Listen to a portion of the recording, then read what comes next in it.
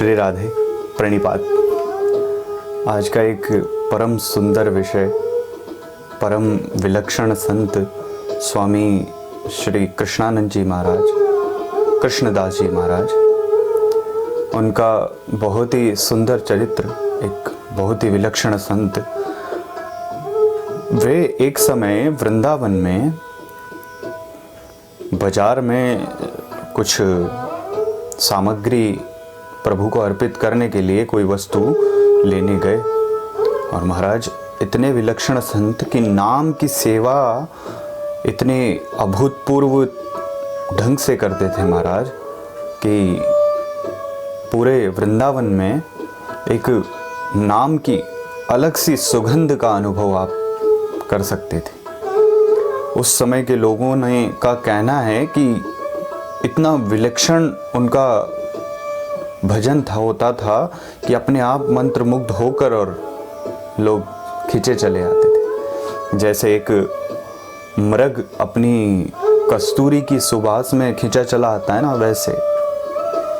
तो महाराज वे बाजार में एक समय कुछ प्रभु को अर्पित करने के लिए कोई वस्तु, कोई सामग्री लेने गए। अचानक कृष्णदास जी के कान में किसी संगीत की आवाज़ पड़ी, और उस संगीत की आवाज़ उन किसी के नाचने की आवाज़ आ रही थी। नुपुरों का संगीत धीरे धीरे पड़ा उनके कान में।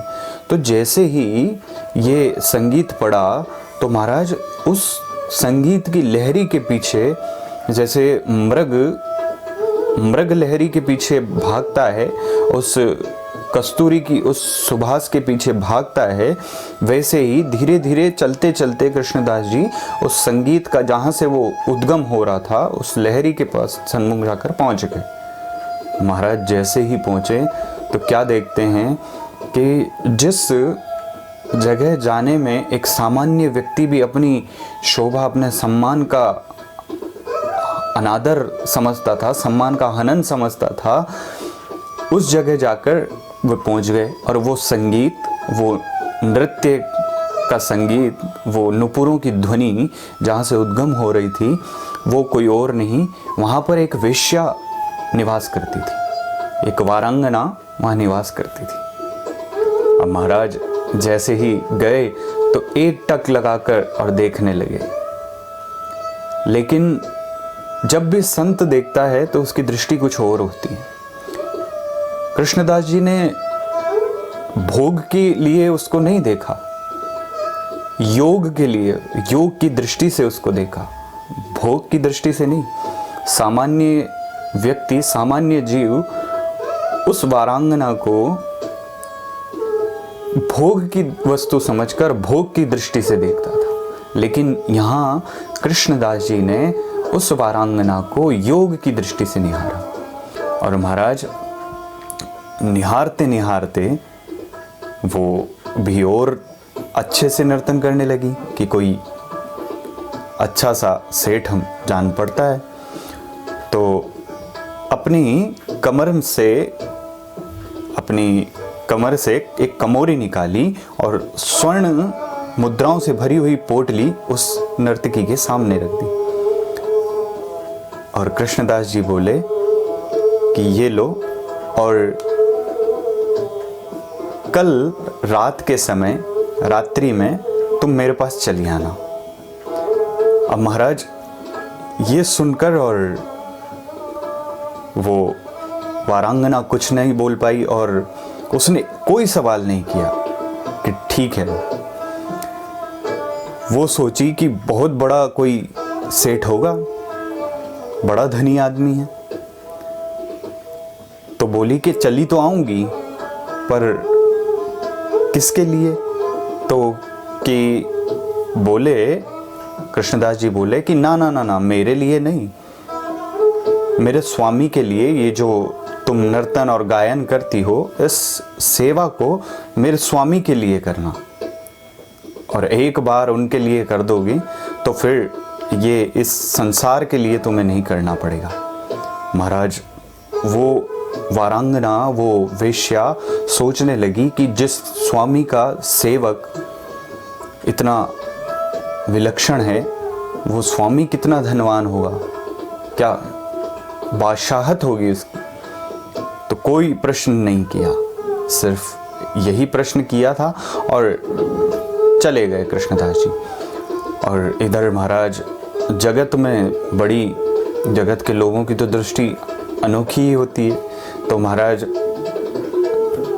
करने लगे, समीक्षाएं होने लगी, बड़ा वार्तालाप होने लगा आपस में कि कृष्णदास की मति फिर गई लगता। अब महाराज इधर आकर और भजन में लग गए कृष्णदास जी।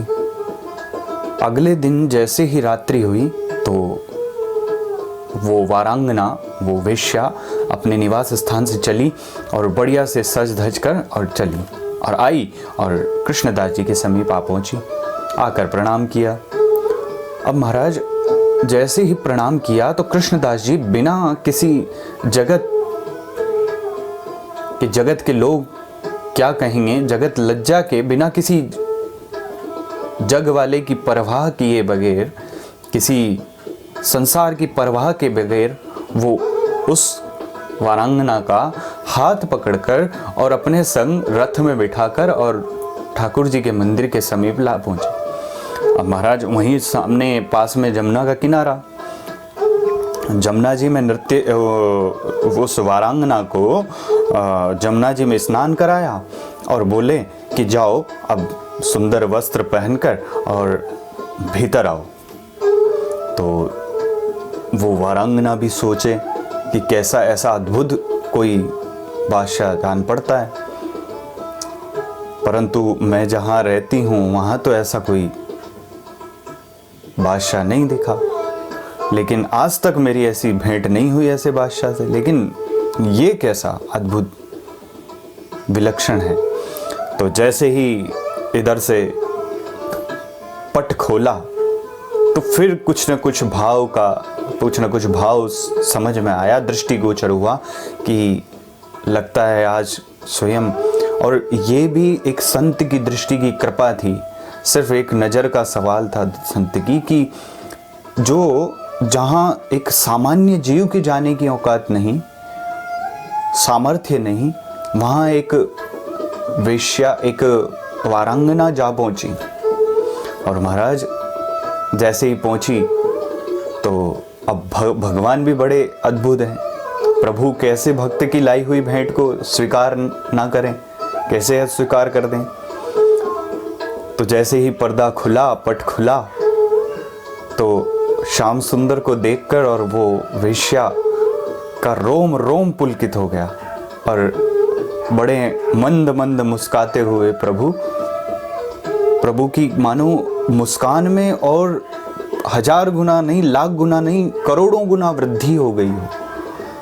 और नज़र जब प्रभु से मिली उसकी, और उसने जब गायन चालू किया, जब प्रारंभ किया और साथ में नृत्य प्रारंभ किया, तो नाचते नाचते नाचते नाचते जब जीव शिथिल हुआ और उनकी याद में नाचते नाचते, और प्रभु तो ऐसे ही हैं भैया, अगर खुश होते हैं तो कदाई बख्श देते हैं, अगर खुश होते हैं तो कदाई बख्श देते हैं, अगर नाराज होते हैं तो बादशाही बख्श देते हैं, अगर अपना बनाना हो तो मुस्कुरा कर लूट लेते हैं, ये मोहन हैं तभी तो मुस्कुरा कर लूट लेते हैं। तो महाराज मोहन करते करता उसका मन ऐसे उस मोहन की धुन पर, उस संगीत पर नृत्य करते करते उसकी का मन मनमोहन से जा जुड़ा। और जैसे ही मनमोहन से उसका मन जुड़ा तो महाराज वो जीव उन्मुक्त हुआ और शिथिल हो गए सारे कर्म बंधन मानो, और वो उस नृत्य करती करती गिर पड़ी। और जैसे ही गिरी तो बिहारी जी के उस देहल पे जाकर, उस देहरी पे जाकर उसका सर लगा और वहीं उसके प्राण निकल गए। और महाराज थोड़े समय में वो जो जगत के, वो संसार के जो उनकी आलोचना कर रहे थे, उन सभी आलोचकों ने प्रभु की कृपा का एक जीवंत उदाहरण देखा कि उस वारांगना के हृदय में से एक ज्योति प्रकट हुई और वो ज्योति पुंज निकलकर और प्रभु के चरणों में जा समाहित हुआ।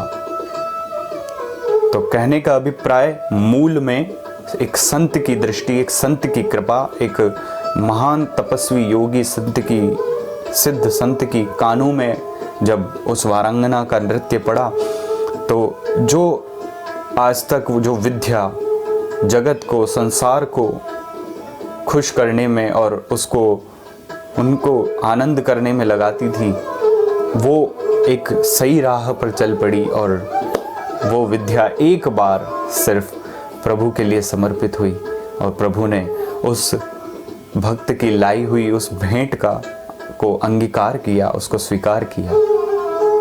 श्री राधे।